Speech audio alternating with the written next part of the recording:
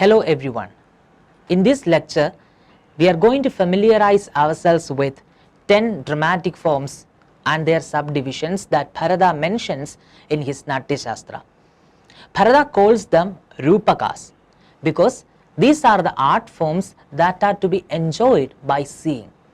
These 10 dramatic forms or Rūpakas that Bharata and his successors mention include nāṭka, prakaraṇa, bhāṇa, vyāyoga, samavakāra, dima, īhāmṛga, aṅka, vīthi and prahasana. First, let's take a look at nāṭka. Nāṭka is generally considered to be the highest form of drama. This form of drama is based on a story that is well known to the readers or spectators. And the hero of a nāṭka should always be a great king who is the embodiment of all the virtues one can think of. He should be noble, courageous and powerful. In a nāṭka, there will be 5 to 10 aṅkas or acts.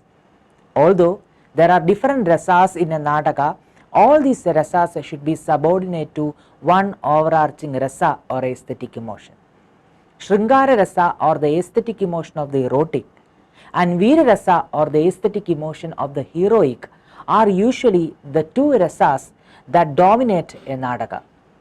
Although this is the general convention, we should also remember that there are exceptions to this rule, as in the case of Bhavabhuti's Uttara Ramacharita, where the dominant rasa is Karuna rasa or the aesthetic emotion of grief. In a nāṭka, there will be 4 to 5 characters to help the hero achieve the goal he has set out to accomplish. Even though there are various subplots in a nāṭka, all these subplots come to an end before the completion of the main plot with which the nāṭka finally ends. Vishwanatha in his Sahitya Darpana compares the position of the subplots in the nāṭka to the tail of a cow. Just as the tail of a cow narrows down towards its end, so also a nāṭka will complete other stories in it early and will finally focus only on the main plot. Bharata also mentions that the playwright should strictly avoid the representation of certain acts in a nāṭka. These representations that are banned in a nāṭka include sex, death, cursing, revolution, sleeping, kissing, bathing, application of oil on the body, detention, etc. They are avoided from the ambit of a nāṭka precisely because they can cause shame or uneasiness to the spectators or readers. There are 5 stages for a hero of a nāṭka through which he will have to go to accomplish his final goal. And these 5 stages include ārambha or the beginning, yatna or the effort, pratyasha or the possibility of success, niyatapti or the certainty of success, and phalagama or the achievement of the goal. Ārambha marks the desire to achieve the goal. Yatna involves the effort for the same. Pratyasha deals with the uncertainty on the part of the hero about the possibility of achieving the goal. And niyatapti involves the removal of the doubt about the possibility of the success, and finally phalagama involves the attainment or achievement of the desired goal. All these 5 stages should be well incorporated within 5 sandhis or joins. They are called sandhis or joins in accordance with their function, since they are the parts of the plot which are joined together to make the play. Scholars like Bharata insist that a nāṭka should have 5 sandhis or joins such as mukha, pradimukha, garbha, vimarsha and nirvahana. Mukha is the opening of the story. Pradimukha refers to the development of the story. Garbha marks the center of the plot. Vimarsha refers to the struggle of the hero to achieve his goal. And finally, nirvahana refers to the conclusion where all the conflicts will finally be resolved and the focus will be exclusively on the main plot. According to Bharata, there are also 5 stages for the unfolding of the story in a nāṭka, namely bija, bindu, karya, prakari and pataka. Of these 3, namely bija, bindu and karya, are of particular importance. I'll explain these with reference to the play Abhijnana Shakuntala by Kalidasa. Ingalls has explained these stages in detail in his translation of Anandavarthana's Dhvanyaloka.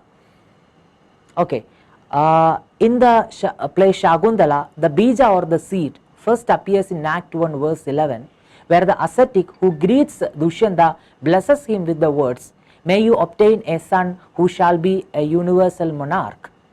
In this context, the achieving of such a son becomes the seed of the whole drama. This is actually the real cause of all the action. The bindu, which literally means drop, appears in Act 2 after verse 7. Bindu is a device by which the flow of the story, which is momentarily interrupted, is restored. Here, the primary aim of the drama gets interrupted by the general of the army who plans the king's hunting expedition in the forest. Then the bindu appears in the form of Dushyanta's cancelling of the hunting expedition and his conversation with the cloud, where he in fact confesses his love for Shakuntala. Thus, the drop sets the main action in motion again. The metaphor of a drop may have arisen by a reference to a drop of oil which spreads out over water, or by a reference to the continuous dripping of ghee which keeps the fire burning. The karya or result comes in Act 5 with Dusyanta's discovery and recognition of his son. The prakari and pataka are two types of interludes, long and short respectively, in which the chief characters do not appear. They too help the plot move forward by introducing events which the readers cannot discover from the action directly represented by or through the hero and the heroine. In Prakari, there will be a sub-hero who does not have any individual aim on his own. His sole aim will be to help the hero. The playwrights should pay attention to conclude the Prakari incident either in the Garbha Sandhi or in the Vimarsha Sandhi. The same holds true for Pataka as well. The only difference between Prakari and Pataka is that Prakari is shorter than the Pataka. Now, we can put all these three elements in perspective. Bija and Arambha will together make Mukha Sandhi. Bindu and Yatna will constitute Pratimukha Sandhi. Garbha is constituted by Pataka and Pratyasha. Prakari and Niyatapti will make Vimarsha, and finally Karya and Phalagama will constitute Nirvahana. The avasthas, sandhis and the artha prakritis may be distinguished functionally as follows. The avasthas are the stages of the causal process from onset to denouement. The sandhis are the plot segments corresponding to these stages. The artha prakritis are 5 factors which stimulate the action through the course of these stages and segments. At the end of a drama, a celestial character or a character of great stature will appear on stage and bless the other characters. Sometimes this will be done by the hero.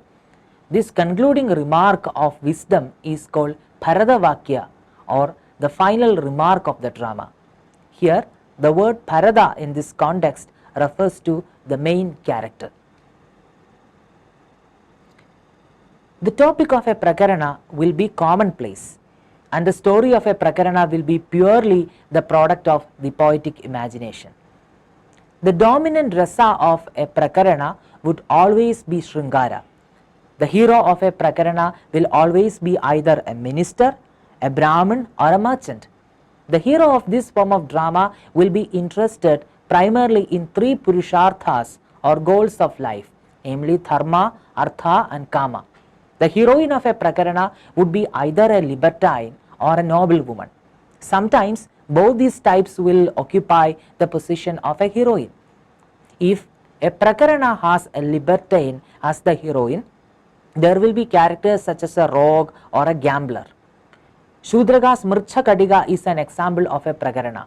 Here the hero is a Brahmin, and both the libertine and the noble heroines have equal role to play in the drama. I think that at this juncture it is also important to distinguish between nāṭka and prakaraṇa. Dr. Raghavan in his The Social Play in Sanskrit very succinctly distinguishes between nāṭka and prakaraṇa. According to Raghavan, the ideals that lie at the base of these two types, the nāṭka and the prakaraṇa, are different. The two are distinct in a substantial manner. The aim of the poet in the nāṭka is to present what has been conceived as the highest type of human personality, the sublime type called the Thirodāta. This is a heroic ideal. On the other hand, in the prakaraṇa, the poet is out to hold up the mirror to the world, to depict society as it is in its rank and file. As the name signifies, it gives life medley and a whole train of virtues which the type naturally engenders find scope here, provided the dramatist is up to the mark. Virtues that come in the train of variety of incident and individuality of character. So, these are the major differences between a nāṭka and a prakaraṇa. The nāṭka celebrates the accomplishments of the kings and presents how they establish the dharma in this process. The prakaraṇa, on the other hand, deals with affairs of the subjects belonging to the middle rung of the society, such as a Brahmin, a minister, a soldier, a merchant, and so on. The story of prakaraṇa need not be well known to the readers, and it could be a fictitious one invented by the poet. Prakaraṇa always attempts to depict the conditions in the society as they are. Srinivasa Rao says that while the idealism of the Ramayana and the Mahabharata are the resort of the nāṭka, the social life depicted in Brihat Katha is generally the source of the prakaraṇa. Bhāṇa. It is said that the term bhāṇa is derived from the root bhān, which means to speak. Bharata explains bhāṇa as a monologue narrated by a single actor, and yet its theme is full of various characters and situations. In bhāṇa, the characters do not enter the stage, but are heard indirectly through the mouth of the actor who is out on stage. Bhāṇa comprises of only one aṅka, and the story of a bhāṇa revolves around typically the life of an extravagant person. He will be narrating either his own story or the story of a different person. The style that is mostly used in bhāṇa is bharati vritti.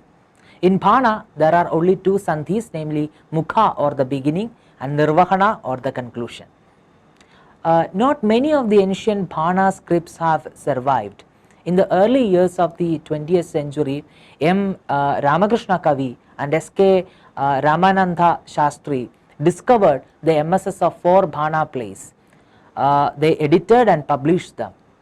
Upaya Abhisarika of Varaduji, Padma Prabhartaga of Shudraga, and Dhurta Vitta Samvada of Ishwara Datta are a few examples of bhāṇa. Here I will briefly talk about the Dhurta Vitta Samvada, since it gives us a good glimpse into the nature of a bhāṇa. Dhurta Vitta Samvada has a narrator who has wasted his wealth in gambling and liquor. He is penniless now and his clothing is reduced to one garment. The time at which the story is set is a rainy season. Finding the rainy season too depressing for him, the speaker comes out in search of some amusement. He eventually ends up in a street where courtesans actually live. Though he is desirous of spending time with the courtesan, he does not have a single penny left with him. Finally, he reaches the house of the a ruggish couple who were then busily engaged in a discussion on certain awkward problems of sex act, and then he gleefully joins the discussion, and this is how the story actually goes.